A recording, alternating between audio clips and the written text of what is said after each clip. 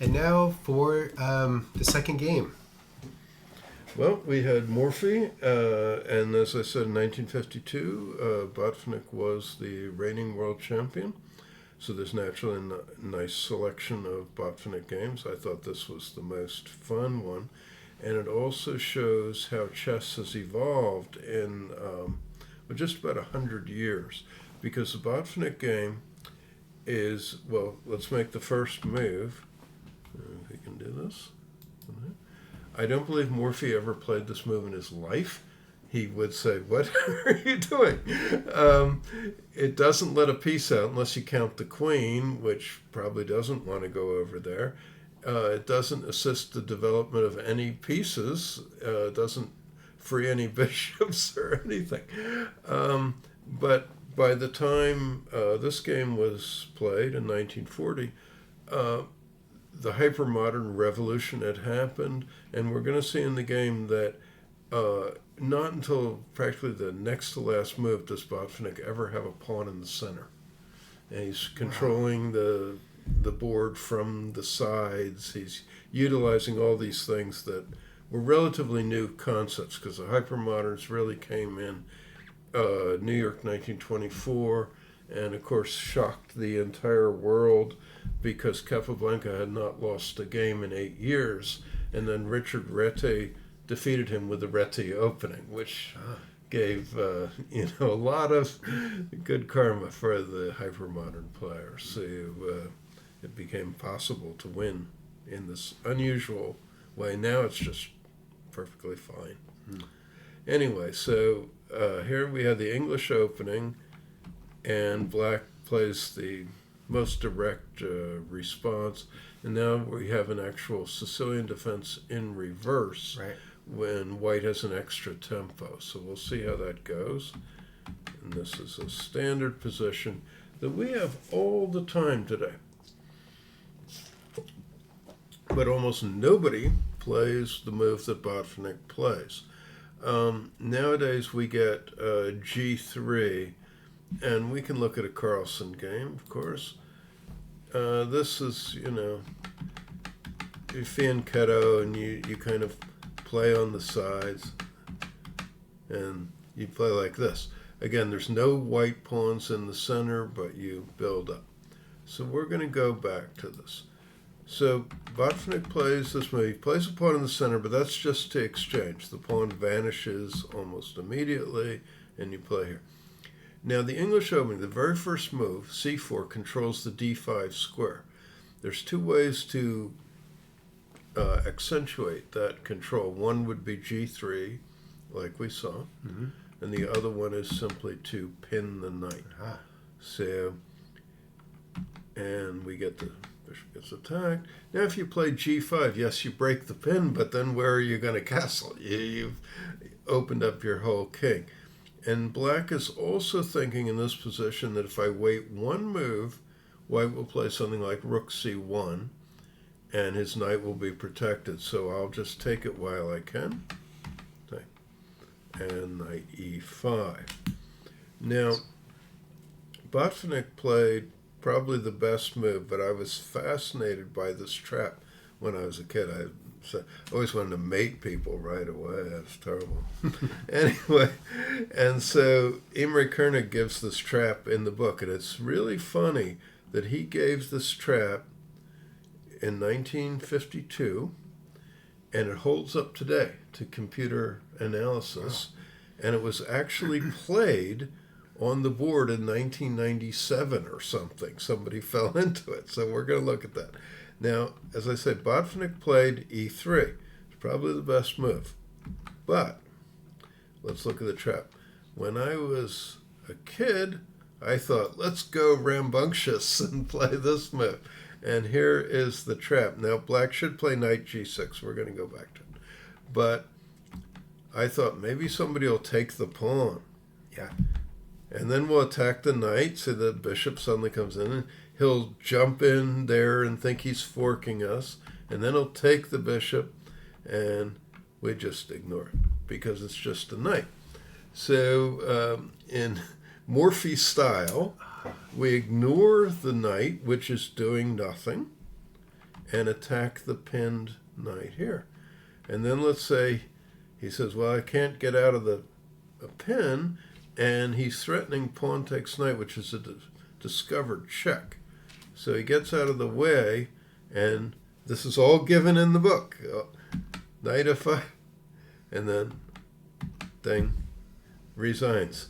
And this was Vadyov, 2455, must have been a GM, versus Aya Burganov in 1993. So 40 years after Koenig wrote that note, it was actually played on the board. And this is very embarrassing because you're getting mated here. It's horrible. Yeah. If you take the bishop, we're just going to play queen g4 check and mate. Yeah. So when I was a kid, I was always trying to get people to fall into the trap, but they never did. So I eventually gave up the English. But anyway, let's go back to this. Now, if black is a world champion, he probably isn't going to fall in the trap. He's not going to get all greedy. He's going to play here. Whoops, that's the wrong one. And the reason this trap works is because of the pin by the bishop. So the idea is to chase the bishop back or make him exchange. And we're going to get this. And, black made a draw. And that was Kramnik versus Karpov. So we had two world champions playing this. So that trap might work, but it's probably not going to work against Karpov. I wouldn't bet on that. So anyway, Botvinnik was probably right just to play. Again, he doesn't play the pawn to e4. He plays it just to e3. He's concentrating on controlling the center with his pieces. So we got this. Okay, got to get rid of the pin. Knight comes into the center. Botvinnik says, okay, take this. Now, white is not castled, so the rook file could be useful. Mm-hmm. And now Botvinnik makes this move, which actually was the next move that impressed me so much when I was a kid. Because I saw this move, and doesn't this weaken everything? Yeah. And the guy played this, attacking the king and the backward pawn, and Botvinnik doesn't blink an eye, plays her. Yeah. And, you don't have to castle. And again, had I read well-meaning books for youngsters, they would say, you have to castle early. Yeah. But no, you don't. The world champion said you didn't have to. And now we have to look at why is white better here? The reason is that this pawn and this one, this doubled pawn, and this doubled pawn, Botvinnik doesn't care about the aesthetics of his pawn structure. He cares about what they do. Now this pawn keeps the knight from making any forward move. This move, pawn stops it from moving this way. This pawn covers the d5 square. So although white does not have a single pawn in this square, e4, d5, or d4, e5, doesn't have a single pawn, he controls the entire center. So at this point, Levenfish, Botvinnik's opponent, and this is in the USSR Championships, a very prestigious tournament, he makes a mistake. And people have been known to make mistakes. He plays the knight back to f8. Now, why does he do this? He wants to play knight e6 and challenge white's best piece, which is all well and good. Yeah. But it's a mistake. He should castle. Now, I know why he didn't castle. He was afraid there would be an attack, and there probably would be. White can play bishop e2, g4, try to play g5, that sort of thing. But nonetheless, if he castles, which we should have here someplace, his rook is in play. He can play rook e8 to bother white with that e3 pawn. White's going to have to defend. And black has good chances to equalize. And in fact, that's what happened. There was a game later that ended in a draw. So black has to be brave, and get his pieces out. Again, the sort of Morphy thing. Your pieces have to do something. When he plays in the actual game, knight f8, it's strictly a defensive maneuver. the knight's coming to e6. It takes 2 moves. But the thing he doesn't think about is his king is still in the center of the board. And you might say, well, how can white get at it? Yeah. Well, he can with a Morphy-esque sacrifice. So the positional player Botvinnik, so to speak, morphs into Morphy and attacks immediately because he sees the king is stuck in the center. And therefore we get this pawn sacrifice. And it's just very, very strong and really cannot be accepted. And black has to do something that he doesn't want to do. A lot of times people just don't want to do it. But he has to play a6. He just has to do it. It doesn't matter if you don't like it. You just have to do it. And then white will get rid of his doubled pawn. And both ways of taking it are bad. If you take with the pawn or with the queen, then we're going to smile at you and the queen is in danger. And if you take with the pawn, we're going to play this. And now it's white who has a better pawn structure. Black has the backward d pawn. But that's better than getting mated. What he actually does is he takes the pawn, and he doesn't realize the absolute ferocity of Botvinnik's attack here, because this lets the bishop in with tempo. The first thing you have to see is if you play c6, which looks like a normal move, but then knight takes c6 and you're just dead. You can't take the knight, bishop takes pawn check, wins the exchange, and assorted pawns as well. And you're on the queens. The knight's threatening move could even take on a7, discovered check. It's just too horrible to look at. So we're going to have the move. And what if he plays bishop d7? That bishop loses control of f5 because the bishop is pinned. So the knight can come here with tempo. And the queen couldn't go to e6 just, whoops, that would lose the queen. So, but it has to guard g7, so it goes here, and then the queen comes in and checks in this horrible. And again, you see white wins everything. The queen is going to take on b7, the rooks are going to come in, and we notice the knight, which was that unfortunate move, blocks the king's retreat. So you can't do that. So by process of elimination, the only move left is knight d7. And now again, the knight comes in with tempo, and you have to guard that g7 pawn. And Botvinnik just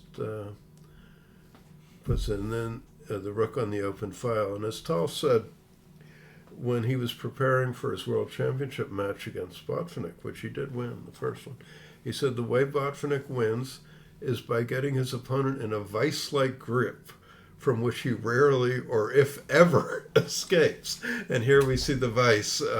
Black can't move anything. You can't play c6 because rook d6 just wins offhand. You can't play a6 because queen e4 check, again, winning, forcing the king away from the knight or into a pin. It doesn't matter which way. If we look at this, if you play king f8, you lose the knight on d7. If you move king d8, bishop takes knight, and then queen takes b7. So you're just getting crushed in every possible way. So it turns out the only move is g6, which was played.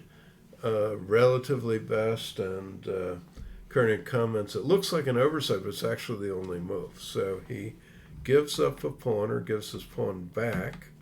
Knight captures the pawn, but at least it's not so deadly as it was on f5. But the problem is now there's a new weakness on f7. That's like the traditional weakness, and bishop c4 is possible, queen b3 maybe. So he guards that in advance, and now this is the comment. Instead of playing in the center, Botvinnik attacks on the side, but he's controlling, again, the whole center of the board. The attack works on the wings, but it focuses on the center. It's completely different from the way Morphy played.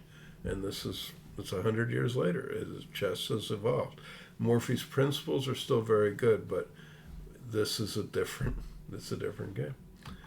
So, and the pawn just continues to attack on the side, and suddenly the bishop retreats with attack. It wants to come to g4, so you got to watch out for that. Also, the knight might come to that same square. Now the knight's coming into f6. We've got a weak square there. So he moves before he is checked. There he goes. And we get the queen out of the way, hoping to get the bishop into the game, which hasn't moved yet. Takes the 7th rank, and don't forget the threat. White is threatening queen takes g6. Pawn's pinned, so the bishop stops that. And finally, this move 26, Botvinnik puts the pawn in the center, and the attack just rolls through.